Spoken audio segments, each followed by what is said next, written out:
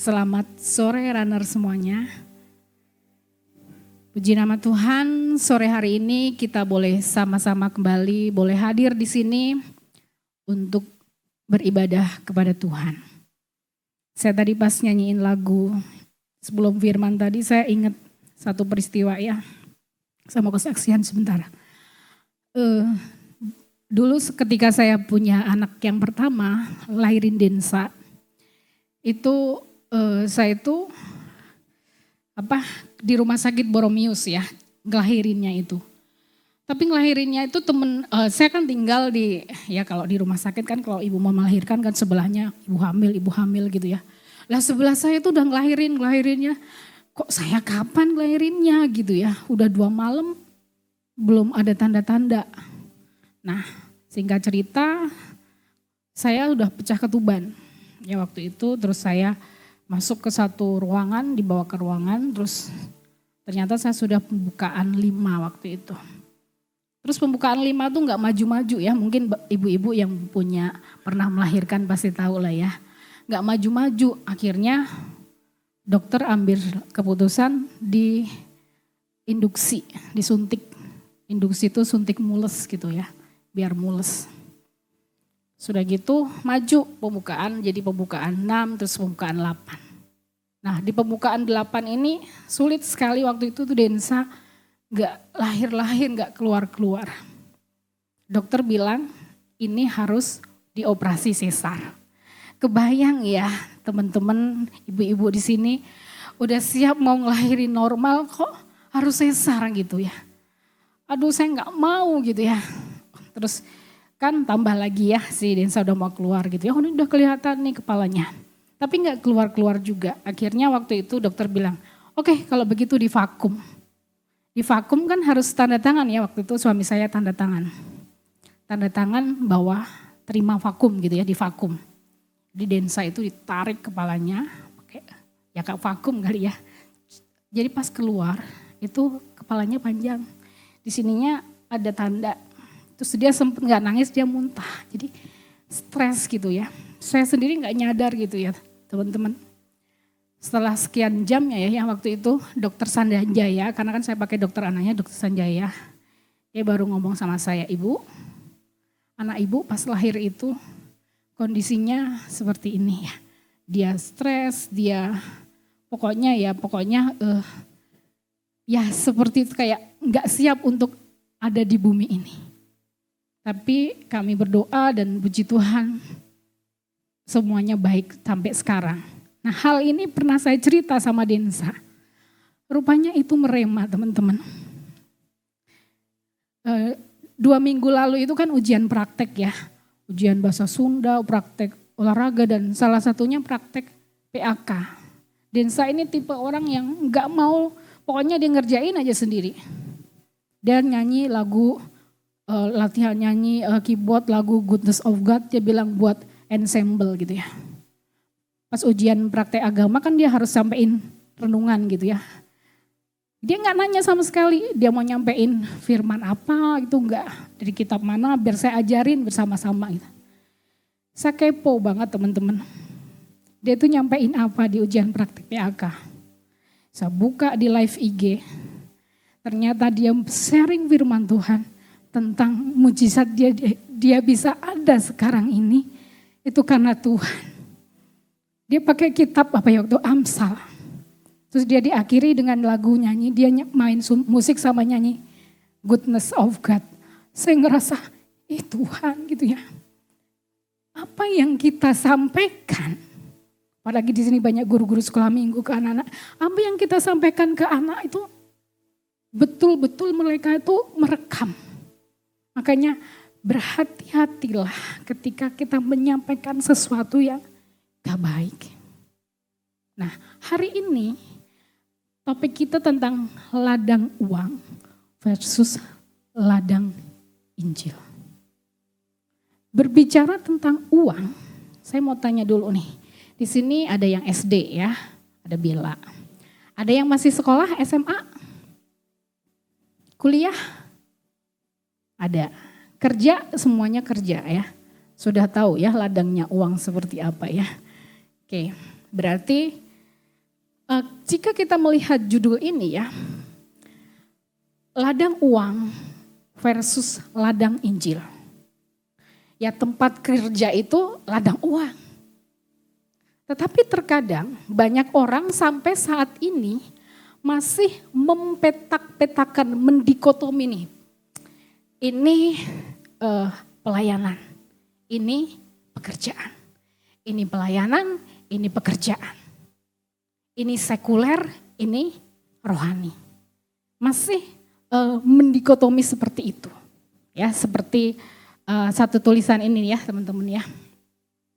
Gua kerja sekuler jadi HRD di perusahaan A. Terus yang kedua, aku kemarin dengerin 2 lagu nih.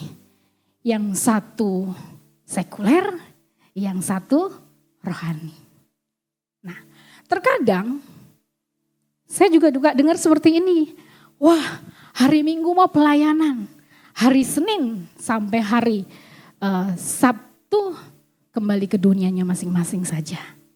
Nah, padahal teman-teman dari kedua hal ini ya, gak ada lagi pemetaan antara pelayanan, pekerjaan.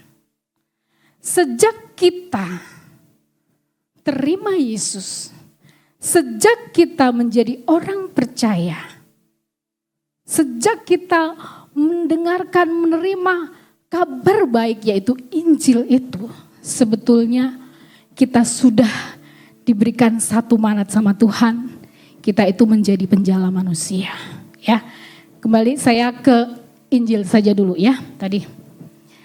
Injil itu apa?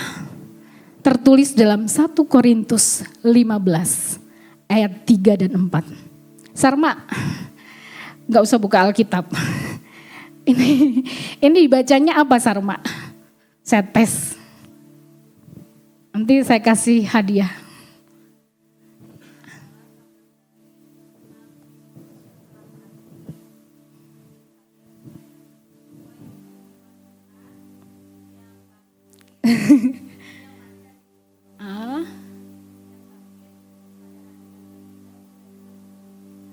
Betul teman-teman, ini waktu itu sudah di-share di sekolah minggu tahu saya.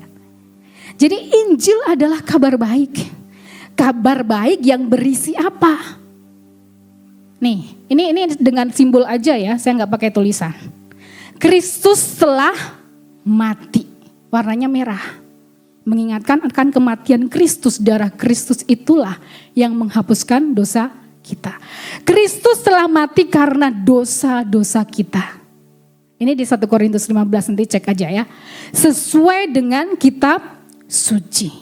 Bahwa ia telah dikuburkan, dikubur tutupnya. Dan bahwa ia telah dibangkitkan pada hari yang ke-3. Sesuai dengan kitab suci. Sebelumnya ada kata-kata yang sangat penting telah kusampaikan kepadamu, yaitu Kristus telah mati. Jadi kalau ada pertanyaan apa itu Injil? Injil itu kabar baik, betul. Tetapi kabar baik yang berisi apa? Inilah isinya. Kristus yang mati di kayu salib karena dosa manusia. Sesuai dengan kitab suci, dia dikuburkan, dia dibangkitkan pada hari yang ke-3. Sesuai dengan kitab suci. Itulah Injil. Jadi ladang Injil seperti apa? Kalau kita sudah menerima Kristus secara pribadi, ya, saya sudah menerima Yesus secara pribadi, saya sudah terima Yesus, saya percaya kepada Yesus. Percaya apanya? Percaya bahwa Yesus mati di kayu salib karena dosa saya, maka saya memperoleh hidup yang kekal. Ya, kalau saya sebagai orang percaya, berarti pada prinsipnya Yesus menjadikan saya sebagai penjala manusia. Bukan penjala uang yang di pinggir jalan itu ya. Tapi penjala manusia. Markus 1 ayat 17 mengatakan, Yesus berkata kepada mereka, mari ikutlah aku dan kamu akan kujadikan penjala manusia. Kita sudah mengikut Tuhan. Kita sebagai orang yang percaya, kita dijadikan sebagai penjala manusia.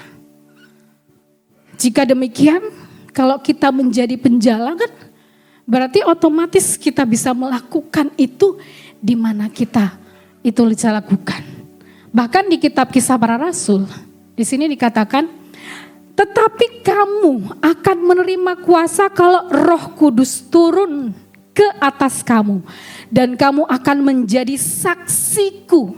Di mana saja itu? Yerusalem. Di keluarga kita. Keluarga inti kita. Di seluruh Yudea. Yudea masih dalam konteks keluarga. Keluarga kita yang jauh. Samaria. Samaria mungkin teman-teman ingat ya cerita yang orang Samaria yang murah hati. Samaria itu berbicara, di situ sudah ada orang-orang yang belum percaya. Di tempat kerja kita. Dan sampai ke ujung bumi. Ujung bumi bukan berarti teman-teman sampai ke ujungnya Indonesia di mana. Di mana saya berada itulah ujung buminya saya. Saat ini saya ada di Maleer. Besok saya pergi ke Jakarta, itu ujung buminya saya. Besoknya lagi saya diutus ke Semarang, disitulah ujung buminya saya. Berarti saya harus memberitakan Injil itu sendiri. Jadi di mana saja tadi saksi Kristus, Yerusalem, Yudea, Samaria sampai ke ujung bumi. Jadi di sini tidak ada lagi, ini pekerjaan, ini pelayanan, ini sekuler, ini rohani. Padahal sekuler itu kan sebetulnya dari kata sekularisme ya. Kalau filosof lama itu kan itu artinya bahwa nggak lagi ada pemisah, pokoknya ada pemisahan antara agama dengan hal-hal yang sipil begitu ya. Dulu sempat ada rumor bahwa di sekolahan itu nggak usah lagi ada pelajaran PKN dan PAK. Kan terlalu banyak sekolahan itu muatan mata pelajarannya. Jadi nggak usah ada pendidikan agama Kristen, pokoknya pendidikan agama dan PPKN itu nggak usah ada. Tapi sampai sekarang masih ada. Jadi sebetulnya yang namanya pekerjaan dan pelayanan itu ada dalam satu kesatuan. Sama, saya bekerja sebagai guru, disitulah tempat pelayanan saya. Bukan hanya sebatas saya melayani di gereja saja. Jadi Bapak Ibu semua, runner semua yang terkasih, seperti yang Tuhan katakan bahwa kita sebagai orang yang sudah percaya, ketika kita percaya kan kita dimeteraikan oleh Roh Kudus. Nah, tetapi kamu akan menerima kuasa dari kalau Roh Kudus turun ke atas kamu sehingga hidup kita menjadi saksi. Ya tadi di Yerusalem, Yudea, Samaria sampai ke ujung bumi, dimanapun kita berdiri saat ini, di mana kita berdiri itulah ujung buminya kita. Kita menjadi saksinya Tuhan, menceritakan akan Injil yang menyelamatkan itu tadi. Oke, selanjutnya. Di sini saya tuliskan, sebagai pribadi yang mendapatkan anugerah untuk berkarya di dunia pekerjaan, maka itu adalah sebuah wilayah yang tidak bisa kita hindari.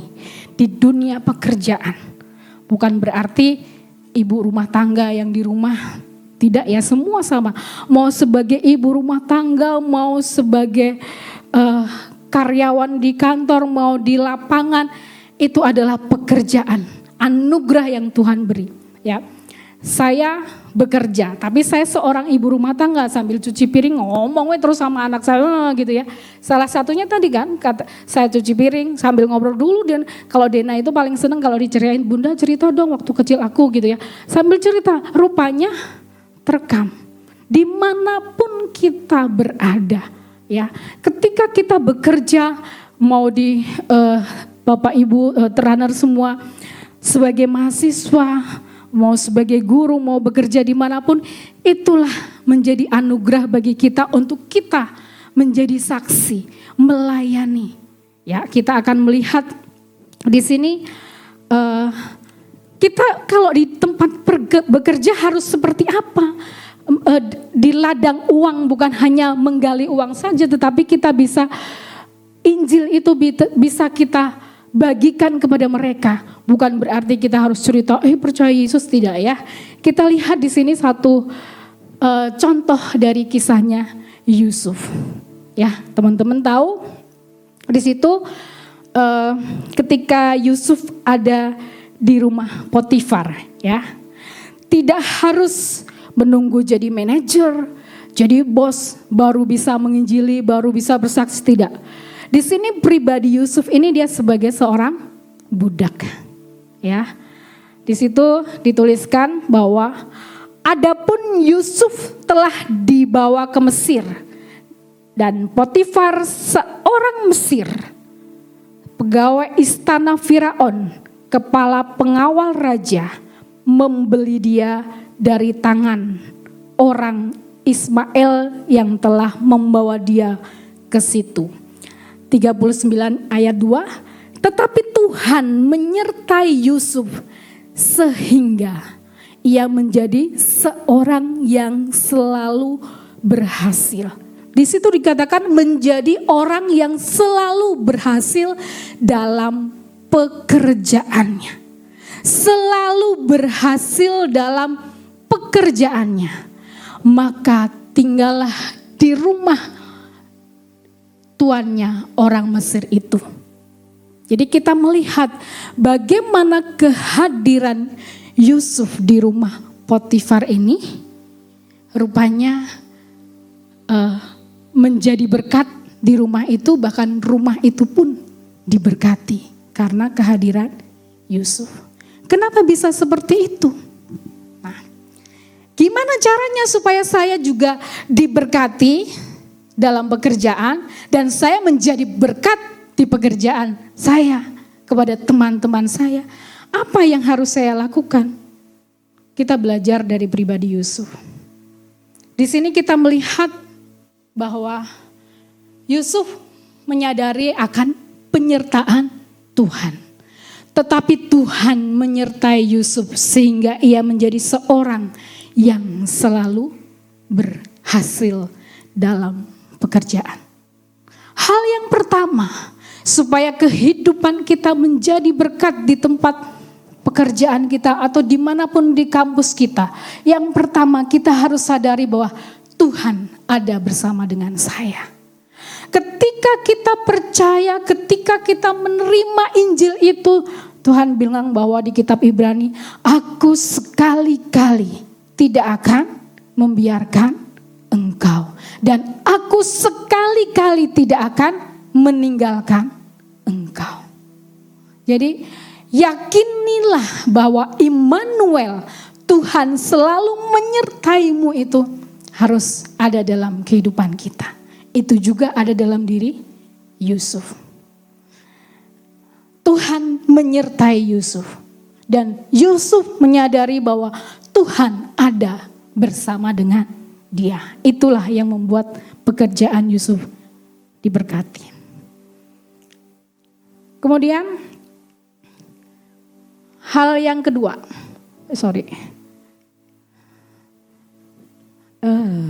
backnya yang mana ya? Ya, Yusuf di sini dia mempunyai integritas yang luar biasa, ya teman-teman ya, berintegritas. Dia ketika diganggu sama Tante Poti ya, dia tidak lari mendekat tapi dia lari jauh. Dia waktu itu bilang seperti ini.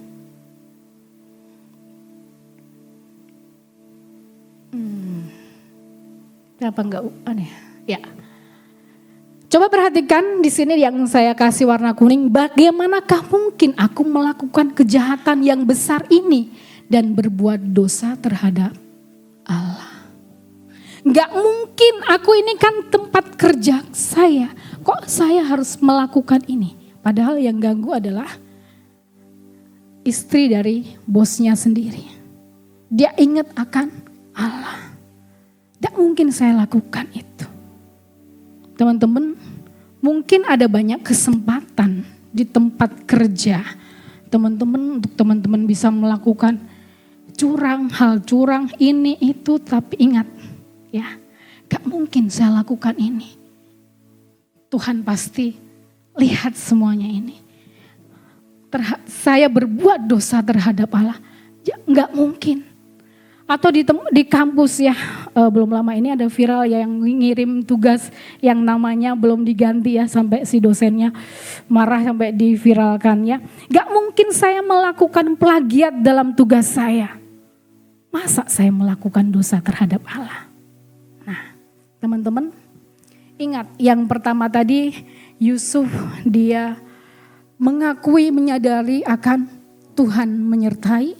Dan kedua, dalam pekerjaannya, Yusuf tetap dia takut akan Tuhan. Dia berintegritas, tidak mau lakukan hal yang salah. Karena itu tidak berkenan bagi Tuhan. Nah, teman-teman, ada satu gambar nih ya, menarik buat saya. Di sini ada gambar, ini poster tulisannya, "Stop mencuri, hidup tidak mencuri lebih baik." Rupanya poster ini ditempel awalnya di sekolah. Terus saya tanya sama anak, ternyata yang bikin tuh Dena. Saya tanya langsung, kenapa Dena bikin poster kayak gitu? Karena di sekolah itu uang itu pada jatuh, emang banyak gitu. Ya beberapa uang tuh jatuh gitu ya. Kan gak boleh itu diambil, itu mencuri, itu dosa katanya. Ya gak apa-apa kalau diambil terus dikasih ke misnya biar siapa tahu ada yang kehilangan. Enggak, itu saya gambar ada OB gitu ya. Ini seragam OB di sekolah tuh memang warnanya kayak gini. Jadi biar OB-nya gak ngambil gitu ya. Jadi saya teringat ya teman-teman, oh jadi Dena maunya apa gitu. Ya supaya OB itu lihat gambar itu gitu ya. Teman-teman, dari hal yang sepele aja saya tuh, oh kalau begitu ya teman-teman di tempat kerja teman-teman nempel gak kayak ayat firman Tuhan. Seorang sahabat menaruh kasih setiap waktu ya. Bos datang, gitu ya. Terus segala perkara dapat kutanggung dalam dia ya. Tempel seperti itu. Itu sudah melakukan hal yang luar biasa, itu sudah bekerja di ladang yang menggali ladang uang ya, Injil ada di situ begitu ya. Jadi dari hal-hal yang sepele aja. Jadi aku tuh tipe orang yang nggak berani ngomong gitu ya. Ya udahlah saya templok ayat aja di tempat kerja saya. Misalkan seperti itu. Dan rupanya ketika Dena cerita ini, bener juga ya, merema banget gitu ya. Dia teringat bahwa kan itu uang harus dikembaliin sama yang punya gitu ya. Biar OB, karena dia nggak berani ngomong sama OB, jadi dia gambar kayak gini. Walaupun di situ memang nggak ada kata Tuhan ya, hanya hidup tidak mencuri lebih baik gitu ditulisnya, dia seperti itu. Nah teman-teman, di sini saya mau kita sama-sama belajar bahwa ketika kita membawa Tuhan di dalam pekerjaan kita, ketika kita menyertakan Tuhan dalam setiap apapun juga yang kita lakukan, pasti ada perbedaan di situ. Ya, yang pertama tadi Tuhan membuat Yusuf jadi berhasil karena Yusuf merasakan akan penyertaan Tuhan. Yusuf dibuat berhasil dalam pekerjaannya karena Yusuf ini takut akan Tuhan. Masa aku melakukan dosa terhadap Tuhan? Terus apa lagi kira-kira yang kita bisa lakukan dalam pekerjaan kita? Lakukan yang terbaik. Jadi 3 hal ya, ada 3. Saya sebenarnya cuma sampaikan 3 ini saja. Yang ketiga adalah lakukan yang terbaik. Lakukan yang terbaik seperti yang dituliskan dalam kitab Kolose 3 ayat 23. Bisa ini ditempel di tempat kerja teman-teman semua. Apapun juga yang kamu perbuat, perbuatlah dengan segenap hati. Seperti untuk Tuhan, bukan untuk manusia. Teman-teman, di sini dikatakan apapun juga yang kamu perbuat. baik itu dalam pekerjaan, baik itu sebagai mahasiswa, kita lakukan dengan segenap hati kita, seperti kita lakukan buat Tuhan. Aduh, saya mah ngerjain ini, udahlah saya melakukannya untuk Tuhan. Memang gak gampang sih ya. Seperti untuk Tuhan, bukan untuk manusia. Walaupun memang untuk manusia kan, untuk bos saya ini. Nah, ketika kita punya prinsip seperti ini, itulah kita sudah melayani di situ. Ya, ladang uang ya kita diberkati melalui hasil gaji yang kita peroleh. Kita menjadi garam dan terang di situ. Teman-teman kalau lihat di versi terjemahan sederhana, ini sangat keren banget nih. Sini simple banget bahasanya. Apa saja yang kamu kerjakan untuk majikanmu, di situ dituliskan. Lakukanlah dengan sepenuh hati, karena kamu sebenarnya sedang melayani Tuhan. Sedang melayani Tuhan, bukan manusia.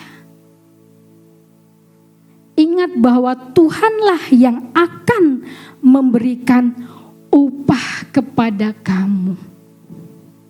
Ketika Dia kelak memberikan berkat yang sudah Dia janjikan kepada kita, yang diangkat sebagai anak-anaknya.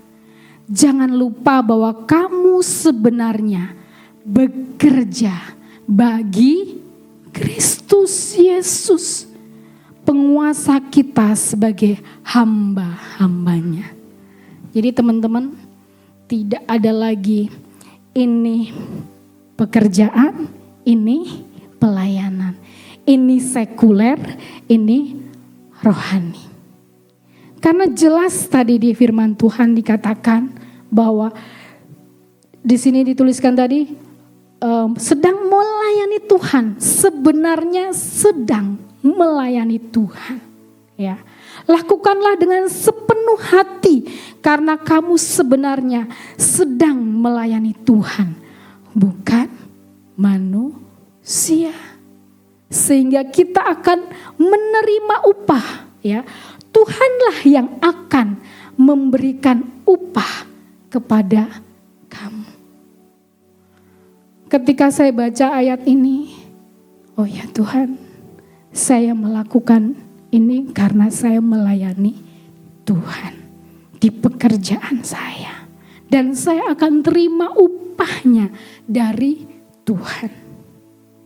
Jadi teman-teman, ladang uang, ladang Injil, kita sama-sama. Yuk, di mana Tuhan tempatkan, disitulah tempat kita boleh melayani Tuhan. Melayani Tuhan, orang bisa melihat bagaimana hidup kita memuliakan Tuhan. Hidup kita menjadi berkat bagi banyak orang. Nih, dengan bekerja kita diberkati, ya. Diberkati, kita dapat gaji, kita banyak duit. Dan orang lain diberkati melalui pekerjaan kita. Amin saudara. Jadi dengan bekerja saya diberkati. Iya diberkati secara materi saya diberkati. Tetapi selain itu juga orang lain diberkati melalui pekerjaan saya. Dan akhirnya, hasilnya, untungnya untuk siapa? Untuk kita sendiri kok. Yusuf contohnya. Ketika Yusuf tetap memuliakan Tuhan dalam pekerjaannya. Pada akhirnya, Yusuf itu menjadi orang kedua kan teman-teman di Mesir. Dia menjadi orang kedua di Mesir. Berarti dia diberkati Tuhan. Dia menjadi berkat di situ. Kita diberkati dalam pekerjaan kita. Dan kita sudah menjadi berkat di tempat di mana Tuhan tempatkan kita. Kalau kalian mahasiswa, kalau masih sekolah, ya disitulah tempat kita melayani. Yusuf dalam kehidupannya kalau bisa digambarkan dengan grafik, Yusuf tuh turun naik ya, masuk ke penjara, terus dia kejeblus lagi pas dia ya sebelum masuk penjara kan dia dijual di rumah Potifar terus. Tapi Tuhan akhirnya angkat. Ya. Enggak harus jadi seorang bos besar, enggak harus jadi manajer dulu baru kita jadi berkat, tidak. Mulai dari seorang Yusuf, yaitu Yusuf seorang budak. Bukan barudak, budak, seorang yang ya budaknya orang di Mesir lah ya. Jadi mulai dari dia jadi budak, akhirnya menjadi orang kedua di Mesir itu. Kuncinya 3 tadi. Ya. Kita menyadari bahwa Tuhan menyertai kita. Yang kedua, kita berintegritas, tetaplah takut akan Tuhan. Dan yang ketiga tadi apa? Lakukan yang terbaik, segala sesuatunya untuk Tuhan. Karena sama halnya itu melayani. Tadi ayatnya jelas ya bahwa Tuhan yang akan memberkati kita. Sorry, saya ulang dulu. Ladang uang, tempat kerja, bisnis, pekerjaan kita, kampus kita menjadi ladang Injil bagi kita. Jika ini kalau back yang mana ya? Yang atas ya? Ke bawah ya? Ya.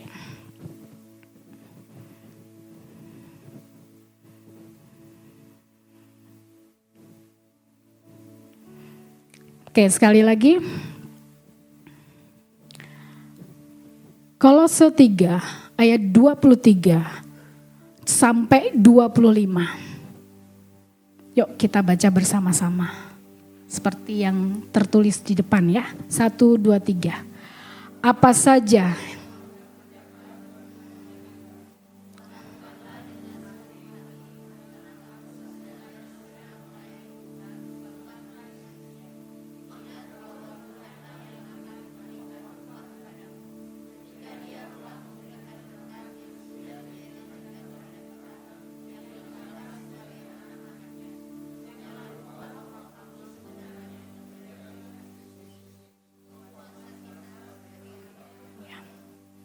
Kristus Yesus penguasa kita, Dia yang akan memberkati kita. Disitulah ladang pelayanan kita, di mana Tuhan tempatkan kita. Mau di pekerjaan sebagai mahasiswa sekarang, itulah tempat kita melayani Tuhan. Dengan bekerja, kita menjadi berkat. Dan orang lain diberkati melalui pekerjaan kita. Ya, kita diberkati dengan uang, dengan materi yang ada, dan kita sudah menjadi berkat di situ. Dan tambah lagi Tuhan yang akan memberkati kita. Luar biasa ya, teman-teman. Saya akan tutup dengan satu kesaksian. Ada satu orang tua. Orang tua ini dia punya usaha ya, dia punya kafe. Tapi orang tua ini begitu happy, dia selalu happy, apapun dia kerjakan dengan sukacita, nyanyi, senang sekali ya, anaknya masih SD. Suatu waktu karena ini dia punya rumah di daerah Tongkeng ya, kalau ngejemput anaknya tuh suka diantar suami, cuman kok lama-lama setiap hari kok kayak gini terus gak enak, jadi dia berusaha untuk bisa naik motor. Akhirnya dia beli motor listrik yang roda 3. Wah, dia ke sekolah bawa pakai motor listrik roda 3. Rupanya anaknya gak mau dijemput. Malu katanya gak mau naik motor listrik roda 3. Waduh. Nah, tapi saya lihat ibu ini luar biasa. Ya sudah gitu ya, dia mah tetap happy ya. Anaknya di sekolah gak mau ya. Terus papanya tetap yang jemput. Nah, berjalannya waktu, ibu ini kan selalu cerita, dia melayani, dia pergi kemana. Dan saya tuh lihat kayaknya hari-harinya happy aja gitu ya. Pujian, firman Tuhan yang dia bilang ke ibu-ibu sosialita itu ya, dan kayaknya kehadiran dia itu membuat suasana jadi hidup gitu ya. Dan saya melihat kehidupan dia dimanapun, mau di kafe yang dia buat, semakin diberkati Tuhan, itu usahanya tuh luar biasa ya. Terus adiknya kan dokter ya. Saya ke sini dulu, alumni di sini saya senang sekali. Dan sekarang anak itu tuh, mami saya mau naik roda ketiga. Wah puji Tuhan, haleluya kata maminya ya. Akhirnya teman-temannya itu ikut, mau ikut kamu ya pulangnya naik ya dibawa keliling dulu ya naik roda tiga. Happy banget, saya pikir, oh luar biasa ibu ini. Jadi berkat di tengah-tengah anak-anak, di tengah ibu-ibu sosialitanya, di tempat kerjanya, dan berkat itu yang ngerasa, saya tuh ngerasa diberkati Tuhan luar biasa loh. Saya akhirnya, pokoknya dia tuh waktu itu pokoknya usahanya tuh tambah maju gitulah ya. Jadi dia traktirin semuanya, dan itulah upahnya ya teman-teman ya. Dia selalu ketemu siapapun yang dia ceritain Tuhan Yesus. Ketemu siapapun ya tetap percaya, dan dia tuh kayaknya tipe orang yang penginjilan gitu ya. Nah seperti itulah. Hidup dia itu selalu happy, dia menceritakan tentang keselamatan. Karena saya sudah diselamatkan ya teman-teman sudah diselamatkan. Menerima keselamatan itu masa cuma buat kita sendiri, saya harus bagikan itu ke orang lain. Jadi akhirnya dengan cara seperti itu, dia ngerasa bahwa saya jadi berkat dan akhirnya saya pun diberkati Tuhan. Nah teman-teman semua yang dikasih Tuhan, sampai di sini saja firman Tuhan yang saya sampaikan. Jadikanlah tempat dimanapun kita bekerja menjadi tempat pelayanan bagi kita. Tidak ada lagi dikotomi, pemisahan bahwa ini pekerjaan, ini pelayanan. Semuanya kita bisa dapat sama-sama menjadi berkat melayani Tuhan di tempat kerja kita masing-masing. Nama Tuhan dimuliakan dalam setiap pekerjaan kita. Mari kita berdoa.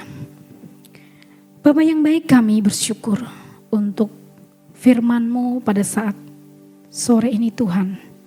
Hamba-Mu boleh menyampaikannya, dan kami yakini Tuhan, biarlah firman-Mu ini merema dalam hidup kami. Dimanapun Tuhan tempatkan kami, dimanapun kami berada Tuhan, tetap kami mau jadi berkat. Kami mau bahwa orang melihat Yesus Kristus yang hidup dan tinggal dalam kehidupan kami. Sehingga kehidupan kami senantiasa memuliakan Tuhan. Tolong setiap kami pribadi lepas pribadi Tuhan. Kami semua yang ada di sini, baik kami sebagai pelajar, kami sebagai ibu rumah tangga, kami sebagai karyawan, apapun itu profesi kami Tuhan, kami tetap memuliakan Tuhan. Dan kami mau Tuhan menjadi saksi Tuhan dimanapun Tuhan tempatkan kami. Terpuji namamu Tuhan Yesus, ini doa kami. Dan hanya di dalam nama Tuhan Yesus Kristus kami sudah berdoa dan mengucap syukur. Amin.